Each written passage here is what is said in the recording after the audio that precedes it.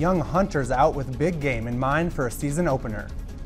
Fort Missoula brings together the community for annual fall festival. Plus, one Billings resident in critical condition after being stabbed. Powered by the Montana Television Network. This is the 10 o'clock news on KPAX, Montana's news leader. Good evening, I'm Kent Lutzen. Thousands of Montanans geared up this morning for the opening of rifle season. Many made their way out into the big game country in hopes for that deer or elk. We caught up with the father-son duo who were at check stations with their doe and were excited about filling the deep freeze. I'd like having him get out and show them the deer and stuff like that. And then if you don't get anything, they just drive up and say, "Get anything?" "No." "Okay, where were you hunting? See any wolves or whatever?" and stuff. Ask you a couple questions and you're off. I know this year, everyone, I'm going through a growth spurt and all that. And so we're eating a lot more stuff. And then, so we're on a shortage of meat. And so we're trying to get as much meat as we can. Open rifle season also marks the beginning of Fish, Wildlife, and Parks survey program. Check stations gather data from hunters passing through the Bitterroot. They survey ages, sex, size, and species of the game hunted. Station if you've been hunting, whether you were successful or not. And other than that, I'd like to see people be safe out there and have an enjoyable time. Tomorrow we'll take a look at how fire season has affected hunters, condensing many into small wild game country. Today was the 18th annual Family Fall Festival at Fort Missoula. Live music, food, and games lit up the fort for people of all ages. There's a giant leaf pile for kids to play in, hot apple cider and wheelchair accessible hay rides.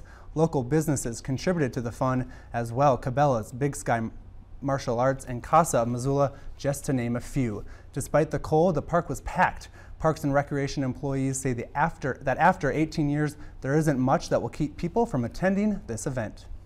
Rain or shine, first weekend of hunting season. If there's a Grizz game, it doesn't matter. We'll have lots of families out with their kids, and this city values play, and we like to think at Parks and Rec that you can't undervalue how important play and getting outside and active is. And earlier this afternoon, the Clark Fork Market is still providing people with local produce and a fun outing on Saturday mornings. However, next weekend, October 28th, will be the final market of the season. The Clark Fork Market provides fruits and vegetables, meat, dairy products, fresh baked bread, and other wares from area farmers, ranchers, and food artisans. It will be open from 8 a.m. to 1 p.m. next Saturday. So if you haven't gone yet this season, next weekend is your last chance. It's a bit cloudy out there this afternoon. We could be seeing some strong winds and possible rain tomorrow. Let's go to our Storm Tracker Weather Center with meteorologist Russ Thomas for more. Russ? Yeah, tomorrow may not be a great day for fall festivals. Let's go ahead and take a look what we've got for you. You've got a lake wind advisory in effect for Flathead Lake. Take a look at the wind speeds, 15 to 25 out of the west-southwest, gusting to 40 miles per hour. This is tomorrow morning, 6 a.m. through 8 p.m. We could see those winds pick up a little bit earlier overnight. The other thing, we're already seeing some light rain in the Missoula Valley and other parts of western Montana. Look for that rain to get pretty heavy for a brief period about early to mid-morning tomorrow. After that, we head towards Sunday afternoon and evening. It does have a little bit of hope there. We might get a little sunshine in, so some good news there. We'll have your complete forecast coming up. Thanks, Russ. People are still searching for a suspect who allegedly attacked two men at a Billings home early this morning. A victim was stabbed multiple times on the 500 block of Avenue B at a home next to Billings Senior High School parking lot. Police report the suspect entered the home through an open door, demanded property, and then attacked two men with a knife. Both fought back before the suspect fled on foot. Police could not provide details of the suspect other than that he was wearing dark clothes. One of the men attacked suffered serious injuries but is in stable condition at the hospital. The other man suffered only minor injuries. Police are still investigating. Butte police have put out a missing person alert for a retired Butte police officer. This afternoon, Sheriff Ed Lester issued the release saying they are looking for Timothy Tracy. He's 52 years old and 5'6", 160 pounds. Tracy was last seen on Thursday, October 19th, when he left his home in Butte to go for a ride. He was driving a 2013 silver Ford F-150 pickup. If anyone has any information on Tracy's whereabouts, you are asked to contact the Butte Police at 497-1120. A former land trust director from Missoula, Grant Keir, is one of 3 Democrats already running for Montana's lone U.S. House seat. Keir is a newcomer to politics in Montana. On Thursday, he spoke with MTN's chief political reporter Mike Dennison about the race and why he's running. Grant Keir recently stepped down from his job as director of the Five Valleys Land Trust to run for the congressional seat now held by Republican Greg Gianforte. He says he believes Montanans want a congressman who brings people together to solve thorny problems facing the state and the nation, and that Gianforte isn't doing that. What I feel like we've seen from our current congressman is that he prefers to focus on how to divide us and how to focus on putting us against one another in terms of our problem solving, and I think we deserve better. The 42-year-old Kansas native moved to Montana in 2005. He's worked with 2 Western Montana land trusts, helping agricultural landowners, conservationists, and others preserve current land use and access to public land. The 2 other Democrats in the race so far are Billings Attorney John Heenan and State Representative Tom Woods of Bozeman. Keir says he's a Democrat because he believes all people should have equal opportunity to succeed, and that government has a role in that process. He says the Affordable Care Act, Obamacare, is a good example of government working to help those who need health coverage, and that it should be maintained and improved. I believe very strongly that we should be working across party lines to fix what's broken in the Affordable Care Act and make sure that we do not interrupt the important care that people are getting right now through the Affordable Care Act, and we protect what's working with it and we fix what's broken. For now, Keir says he's traveling the state to introduce himself to voters and try to convince them that he would be a pragmatic problem solver as Montana's congressman. And I think fundamentally what Montanans are really tired of is a hyper-partisan debate. And I have proven over the years, as I've been in Montana, that I am respectful of people who have different views than me. I'm capable of building bridges across divides, and I'm capable of finding solutions that impact people's lives every day. Reporting from Helena, Mike Dennison, MTN News. The Democratic primary election is still more than 7 months away. That's this coming June.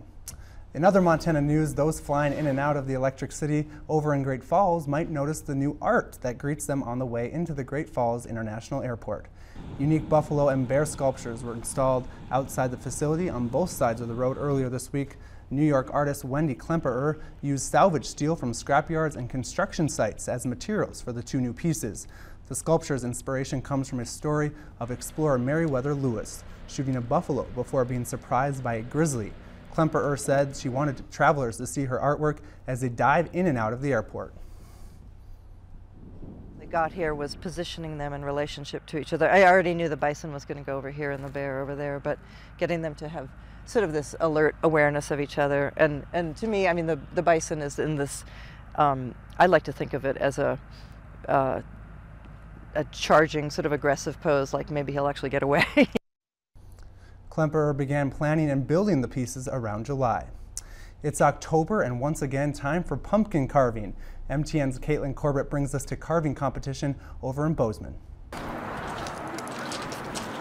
sure are a lot of pumpkins. It was pumpkins galore at Kenyon Noble's annual Junior Pumpkin Carving Contest. Children of all ages could come out, choose their pumpkin, and start carving. An estimated 350 people come out to participate in the event each year, which combines safe pumpkin carving with a little competition. We just love to give back. We have so much fun. We do 4 of these events every year, and it's just a blast to give back to the community. We just want to introduce them to being able to work with tools safely. We want them to come and have a good time and just get out and be kids. And once all the pumpkins have been carved, judges will choose 9 winners from more than 75 pumpkins. 3 winners for ages 5 and under, 3 winners for ages 6 to 9, and 3 winners for ages 10 to 12. And how excited are you to have won first place? Really excited. Last year, 2 years ago, I got 2nd place, so I'm really excited I got 1st place now. So do you think your pumpkin carving skills have improved since then? Yes. And Ashley, where did you get the idea for this pumpkin? Well, I have braces, so I thought it would be kind of funny to do braces on a pumpkin. Ashlyn took home the grand prize, but everyone left with treats and lots of pumpkins. Reporting in Bozeman, Caitlin Corbett, MTN News. The event lasted until 1 o'clock this afternoon, and to see more of the pumpkins carved today, visit us online. And if you are worried that you are falling behind on Halloween costume ideas, I am, maybe you can take some tips from these dogs. Tompkins Square Park went to the dogs Saturday while humans waited around the block to see their elaborate costumes. Thousands of dogs paraded before the judges. The top prize, however, was not for them, but tickets to Hamilton for their owners. The parade benefits the park's dog run, which organizers say was the first of its kind in any city park. Up next, potential for some possible rains and heavy winds tomorrow. Meteorologist Russ Thomas will be in with tomorrow's forecast. Stay tuned for that.